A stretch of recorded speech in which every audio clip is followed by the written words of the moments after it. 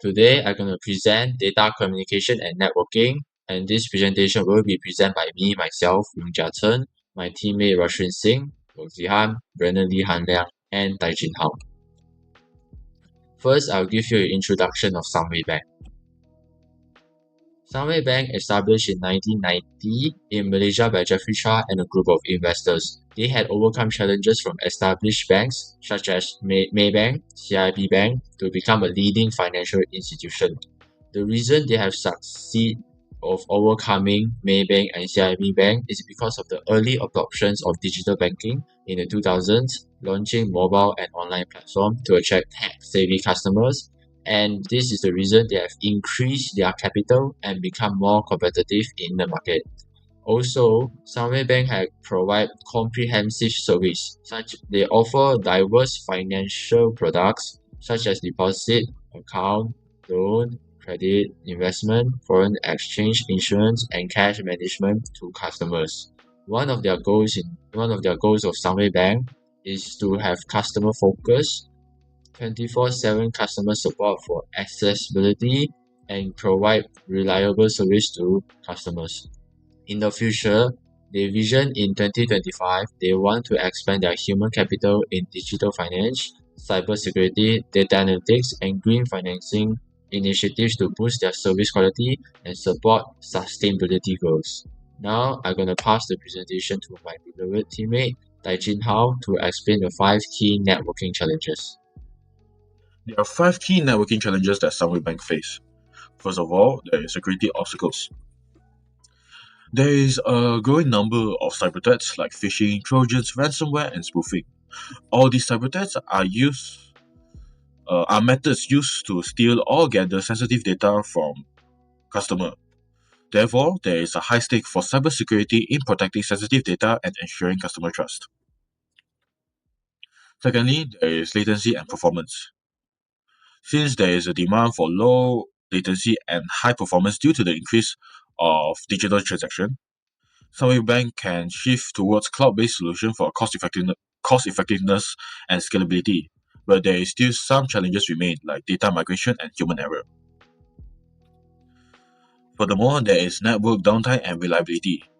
It is essential for banks to maintain 24/7 availability to prevent costly disruption. Therefore, Sunway Bank can use monitoring tools, synthetic testing, and early warning systems to help reduce downtime impact so that it could prevent costly disruption as mentioned before. Not only that, managing multi-channel access is also one of the key challenges that Sunway Bank faces. Omni-channel banking provides a seamless experience across mobile, online, and physical channels, but there is a few challenges that Sunway Bank face when using multi-channel access, like integrating system, data security, regulatory compliance, and meeting evolving customer expectation. Last but not least, network visibility and traffic management.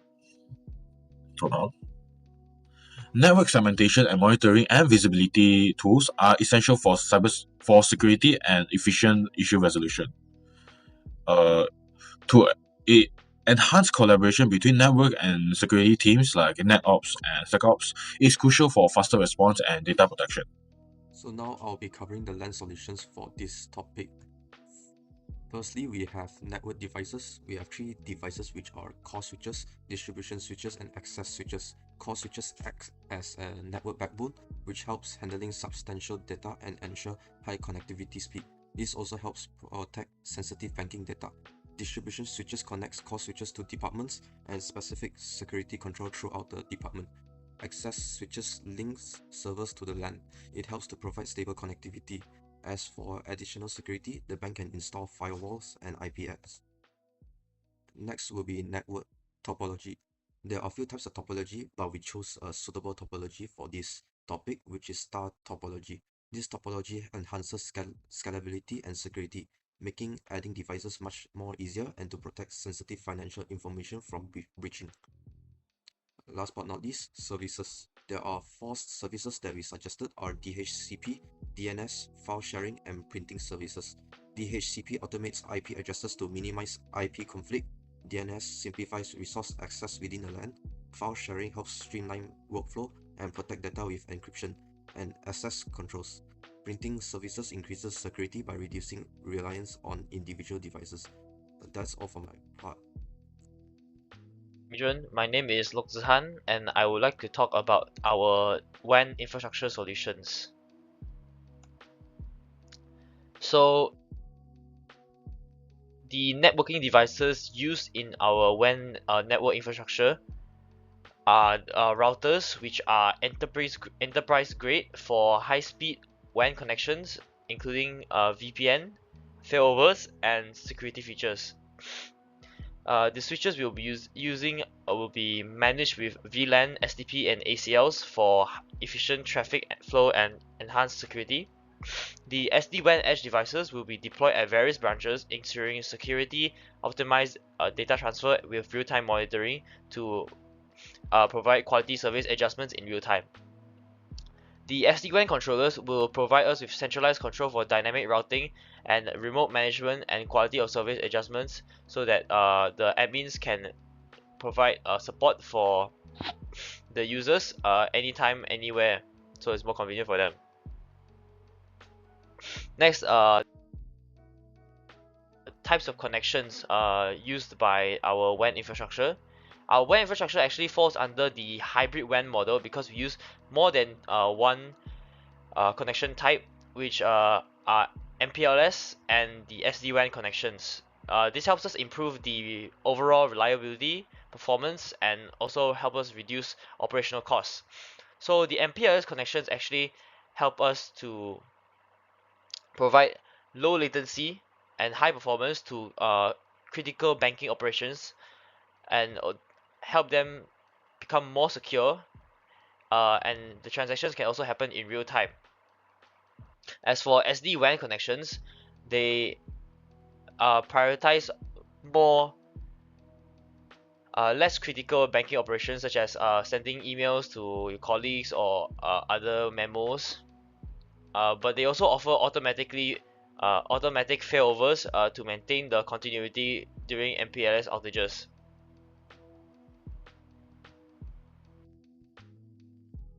The type of services this facilitates are the SD-WAN services, which include traffic optimization, which include compression and deduplication to ensure the smooth data flow and less errors.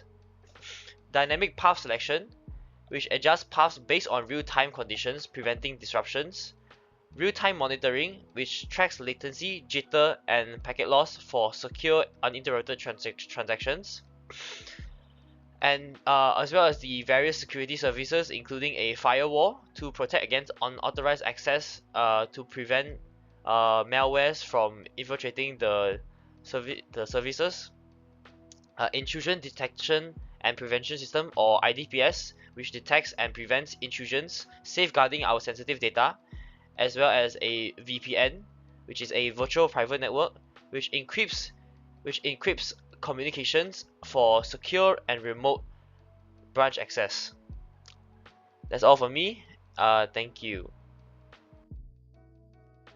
Thank you so much. We'll now be moving on with network diagrams. There's actually two parts for this: local area network diagrams and wide area network diagrams. I'm handling local area network diagrams, which is basically explaining all of the floors on our individual building, which in our case is 5 floors. So starting off is the ground floor, which is actually the main floor. It's all about catering towards the customer's needs. So the router in the upper right corner connects this floor to the central network. It handles both staff and customer devices, including ATM secure transaction. An access switch that's placed next to it links all the wired devices to the staff computers and the printers. This overall ensures a smoother internal communication. As for the wireless access, we have a central access point that covers the open seating area and the ATM area. This can allow for easier Wi-Fi access for both the customers and the staff. Moving on is the first floor. This floor is actually for private meetings and consultations. So on this floor, we prioritize privacy and secure connectivity. The router that's placed on the bottom left corner links this floor to the central network and manages all of the network traffic. An access switch connects the computers and the printers in the staff area, ensuring faster data transfer. To support mobile access, a wireless access point on the left side of the floor covers the seating area and all of the meeting rooms. This can turn out to be very convenient during consultations for online services. Moving on is the second floor. This floor is actually the backbone of our network, as it's the IT department and central server. So it houses all of the building's server operations. The router here acts as the primary gateway, maintaining secure connection across the bank's network. The access switch connects the IT workstations and servers, offering a more high-speed and stable connection for network management. A central server setup handles all of the processing and the data storage. It is also backed up by a UPS, which is known as an uninterruptible power supply. This basically stores power and can be used to continue running the server during outages, so that it could minimize or possibly completely eliminate server downtime. The next floor is the third floor, which is the CEO's floor. So this floor is designed for more executive operations. The CEO's office has its own dedicated access point for more secure and uninterrupted wireless access. There's also a meeting room with additional access points for seamless connectivity during executive meetings. Access switches connect key workstations within the CEO office, ensuring stable, secure access. For example, like the computer connecting to the printer. As moving on is the fourth floor, which is actually the final floor of our building, which is the customer service floor. As you may know, customer service is where all the calls are handled. Like essentially, when there is an error, the customers want to make a call. This is where the calls are directed to. So this is very focused on higher efficiency interactions.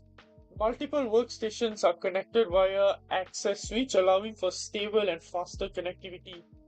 A more centrally located access point enables better wireless access for customer service reps and supporting mobile devices also as needed. There is a dedicated printer room that can handle high volume printing with network printers that is managed through its own access system. And with that, I'm done explaining the network diagram for the local area network. I'll be passing it on to the next presenter. Thanks, Rashrin. Now I'm going to take over the presentation. I'm going to explain wide area network diagram for Sunway branches. Before I start explaining the diagram, Sunway branches has a centralized data center because it provides a more efficient and cost-effective result with fewer resources and streamline the process. Now, from the top of the diagram, the internet connect to the server. The internet has multiple ISP. The ISP means Internet Service Provider. It is to prepare for failover if any of the internet goes down. Next, the server will connect to the VPN concentrator.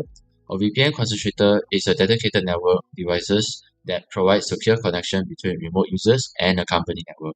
The reason of using a VPN concentrator is to provide secure remote access over the public internet or untrusted network. Next, the data concentrator will connect to a switch and create a network of share resources and connect to the firewall. The firewall will protect a network from unauthorized access and malicious traffic. After passing through the firewall, it will go through another switch and firewall to ensure safety and connect to the router. And each branches have two routers, and every branches are different.